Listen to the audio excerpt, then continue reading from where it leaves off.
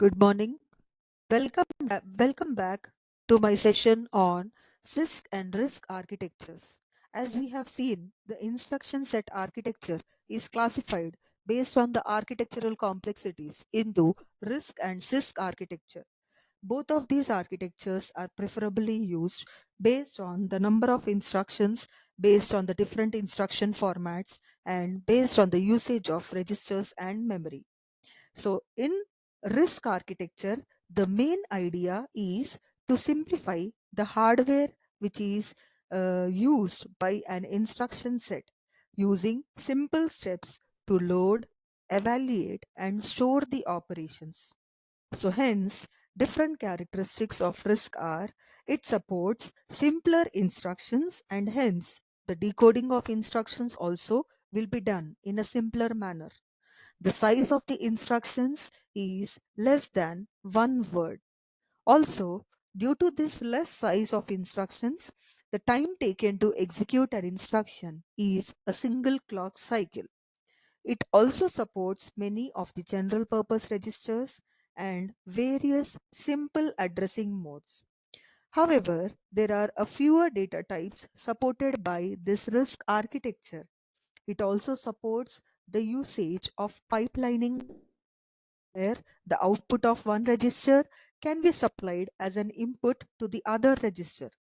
Hence, the different advantages that we can gain by using this RISC architecture are it supports simpler instructions, which makes the process easy to decode and execute, and thereby resulting in a faster processing time. RISC also supports faster execution of instructions due to the simple instruction set. Also, the power consumption is lower in RISC when compared to CISC architecture. So, though there are a wide set of advantages associated with RISC architecture, there are also a set of disadvantages. That is, more than one instruction is required whenever we have to perform any complex task. Also, the memory usage is increased whenever the complex task has to be represented using these additional instructions. Additionally, developing and manufacturing the RISC processors are said to be very expensive than CISC processors. Hence, to deal with these difficulties of RISC processor, we can adopt the CISC architecture. CISC stands for Complex Instruction Set Architecture. Here, we try to represent all the operations like loading, evaluating, and storing using a single instruction wherever possible. Hence, the name complex. The different characteristics of CISC architecture are it supports complex set of instructions, and hence the decoding is also a complex task. The instructions in CISC are larger than one word size, due to which the time taken to execute will exceed a single clock cycle. Also, there are less number of general purpose registers used in CISC architecture because majority of the operations get performed in the memory itself. CISC also supports complex addressing modes, and it also provides support to a variety of data types.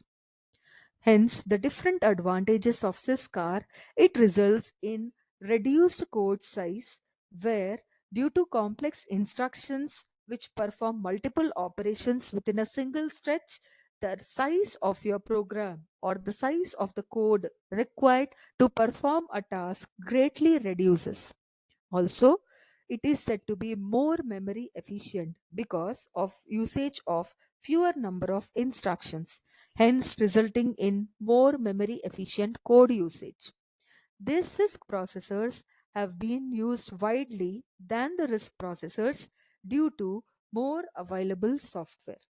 So, in spite of holding all these advantages, there are also a set of disadvantages associated with CISC architecture. That is, the CISC processor may take longer time to execute instructions because of their complexity, hence resulting in slower execution. Also, The instruction set is complex, due to which it is difficult to design and hence difficult to manufacture. These CISC processors also are said to consume more power than the RISC processors because of their complex instruction set. Hence, based on the requirement, based on the support provided to various addressing modes, and based on the memory usage, we choose either a RISC architecture or a CISC architecture. Thank you for watching. Please like and subscribe my videos.